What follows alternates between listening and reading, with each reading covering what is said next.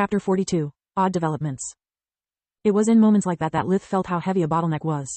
Normally, in such a situation, he would use accumulation, turning a downtime into a training session while also studying how his body was developing. But now that option was unavailable, and being stuck in such state for almost a year, he knew his body inside out, to the point of memorizing where every impurity was located. After half an hour, he was about to fall asleep.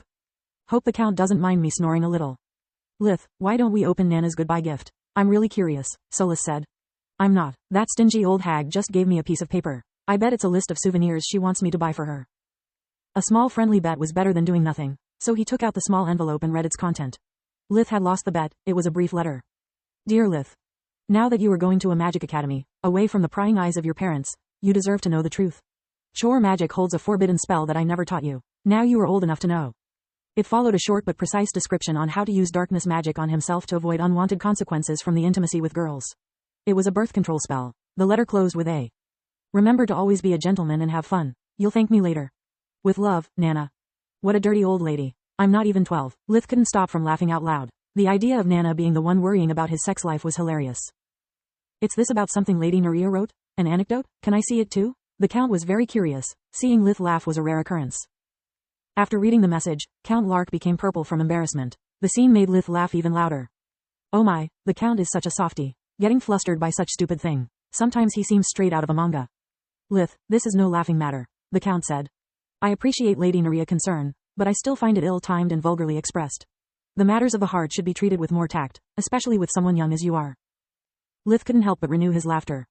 He really called it, matters of the heart. It's just sex, man. The light mood didn't last long. The long trip soon made both the men fall asleep. When the coachman woke them, they were already arrived. The sight of the Lightning Griffin Academy was truly impressive. The building itself seemed an enormous castle, straight from the wet dreams of a medieval engineer. Yet it was impossible to see it clearly, they were still too far. The academy was in the center of a huge forest that extended in all directions as far as the eye could see. That explains why it's so distant from populated areas, is basically a county of its own. The forest may even have an extension superior to the Tron Woods. Lith thought. Why do we stop here? We are still very far. How are we supposed to reach the academy? The Count was excited like a kid in a candy store. Don't worry and follow me. He brought Lith to a small brick house on the edge of the forest, where two men were sipping tea while idly chatting. The Count introduced himself and showed them their permits. The man that was now holding the papers whispered a few words. The ink rearranged itself, coming out of the sheet and forming some kind of magic circle on the ground. Even the permits are a magical item? Lith was shocked. I sensed some mana coming from them, but I supposed it was just some kind of magical seal of authenticity, not something this complex. Solus explained. *T. We are completely in the dark about magical items, and there's no mention of it in any book we read so far. Either we find a way to correct this situation, or our travels will be much more difficult in the future. Following the man's instructions, Lith and the Count stepped inside the circle, that instantly became a translucent yellow sphere. It gently rose up in the air, before starting to fly at breakneck speed toward the castle. Despite it was moving faster than Lith ever did before, they felt no different than standing on the ground. This thing is like gyro-stabilized. What a brilliant idea. For the first time Lith was almost regretting his choice. Almost. The trip was short, but Lith still managed to see many huge magical beasts running inside the forest. They even almost collided with an eagle the size of a Piper aircraft. Its eyes were full of scorn, shrieking at them something that sounded a reprimand. Is it me, or there are only magical beasts in there? Lith asked the Count, who nodded. Yes, magical beasts and monsters, of course. They'll explain everything to you once you enroll. The Count had a fatherly tone, but Lith could clearly hear a hint of condescension. I told you so, like. The sphere landed on a balcony before dissipating. A 20-year-something girl wearing a magician robe was waiting for them. She guided them through magical escalators and corridors, before leaving them into the headmistress' antechamber. She had talked via a small communicator amulet the whole time, giving orders about menial duties. In Lith's experience, that meant bad news. Whenever he had a job interview, the secretary attitude towards the applicants was a tell about how the company treated his employees and what were their expectations about a candidate. She had ignored them the whole time, not giving them a tour or an explanation about any of the magical marvels they had encountered. For someone who wanted to be rejected, though, it was good news. The Count was too mesmerized to notice. His eyes were moving to every single piece of furniture, his mouth agape in admiration. The room itself was a prodigy.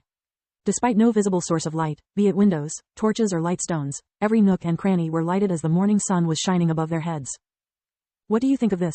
The Count asked as a rhetorical question, expecting Lith to show an enthusiasm equal if not superior to his. Honestly, I find it pretentious and stuck up. Everything in the room feels like his master is looking down on us, trying to intimidate the guest and put him in his place. Really? The Count's dream bubble popped up abruptly. Yeah, I mean little splendor is fine, but this? It's too much. He pointed at the gold decoration that kept shifting to silver and platinum, and at the gemstones embroidered at every corner, like shining eyes staring at them with contempt. Also, how do you explain otherwise that girl rude attitude? She barely looked at us at all. Oh dear, the Count gulped. Now that you point that out, this room resembles very much the king's antechamber for the unwanted guests. Is there such thing? Lith was curious. Yes, as kind of an open secret. The king's room has more than one waiting room, depending on how much he cares about the visitor. The one for the unwanted guests is filled with tacky stuff like this, to remember the visitor the crown's power.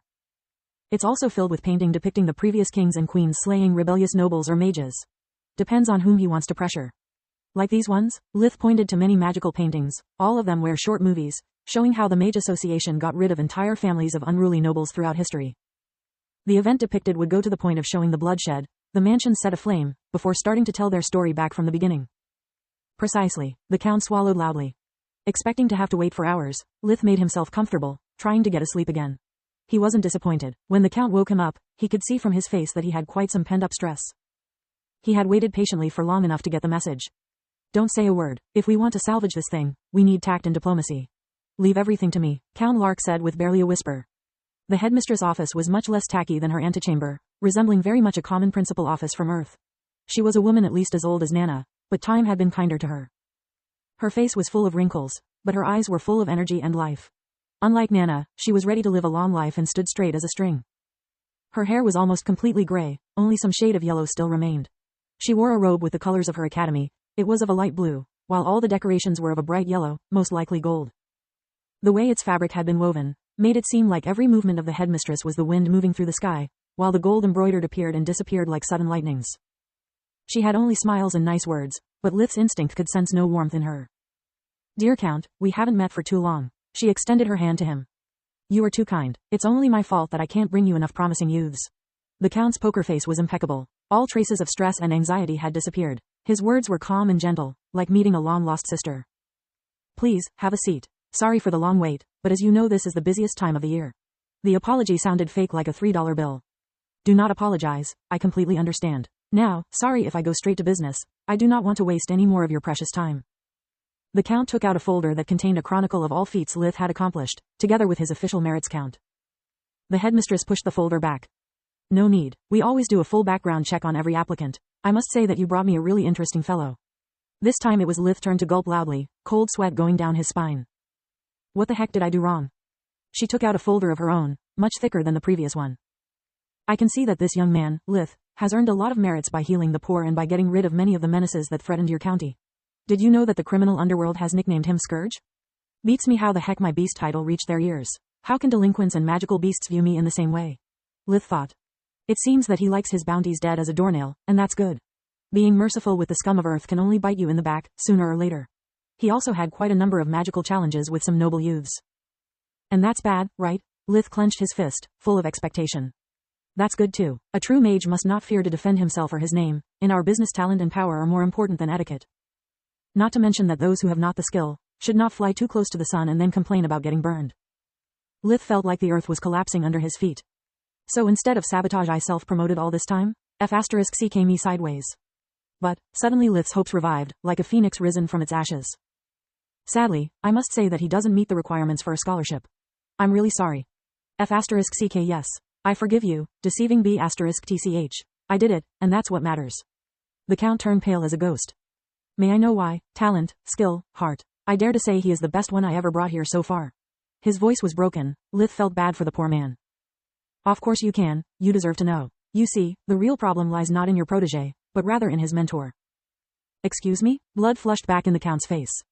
Naria is a fallen mage, akin to a disowned son of the Academy, if not of the whole Mage Association. Like for nobles is forbidden to help a relinquished of their own. The same stands for us, or at least for me. She has brought shame to the institution, and up to this very day she keeps meddling with us. Not to mention that even if indirectly, Lith has been involved in the purge of 2 noble households. As a mage, I can't stress enough how despicable I find dragging the Mage Association into every single petty squabble. It's an abuse of power, and I want to send a message to all the rogue mages out there by rejecting her disciple. You can try bringing him to other academies, but I think their answer will be the same. What? The Count was now bright red, his eyes almost popping out from the rage. Lady Naria has protected and helped Lustria County for years, while everyone else did nothing. This young man saved my life, my family. He did what he did only for self-preservation, and you were telling me that you were willing to ruin his life for your own petty revenge? For politics? How dare you speak to me like that in my office? The headmistress jumped up from her armchair, her eyes glowing with power. I double dare and call this bullshit. Lith never thought the Count to be such a brave fighter.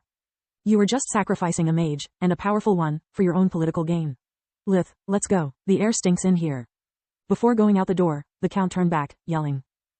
This doesn't end here. I'll let everyone know how the Lightning Griffin has stooped. You'll never get again a single copper coin from my county or any of my retainers. And by the way, he is the inventor of the chessboard on your desk. The door slammed behind them, without giving her the opportunity to rebuke. Man, seriously? So much for tact and diplomacy. You are a mall cog in a big machine. Your threats are nothing but wishful thinking. Lith's happiness was clouded by the worries about the consequences that the Count's fit of rage could have on both his homeland and his friend. Count Lark had fought for him fiercely, and that was something Lith would never forget.